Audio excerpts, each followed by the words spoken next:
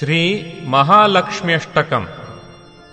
नमस्तेस्तु महामाये श्रीपीठे सुरपूजिते शङ्खचक्रगदाहस्ते महालक्ष्मी नमोऽस्तुते।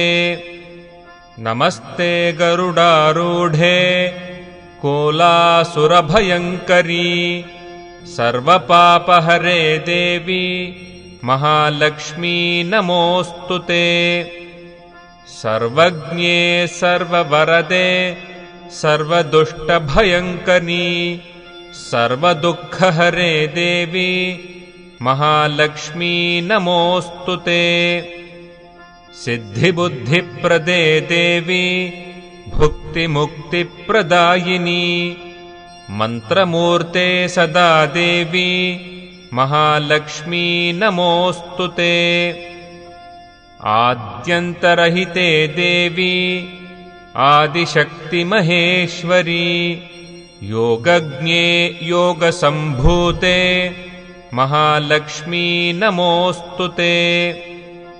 स्थूलसूक्ष्ममहारौद्रे महाशक्तिमहोदरे महापापहरे देवी महालक्ष्मी नमोऽस्तुते। पद्मासनस्थिते देवी परब्रह्मस्वरूपिणी परमेशी जगन्मातः महालक्ष्मी नमोऽस्तुते।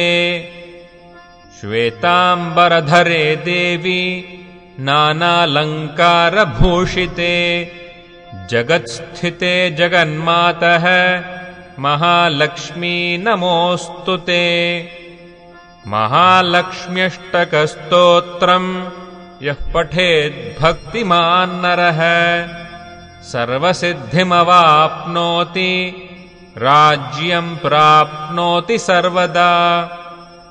एककाले पठेन्नित्यम् महापापविनाशनम् द्विकालं यः पठेन्नित्यम् धनधान्यसमन्वितः त्रिकालं यः पठेन्नित्यम् महाशत्रुविनाशनम् महालक्ष्मीर्भवेन्नित्यम् प्रसन्ना वरदा शुभा।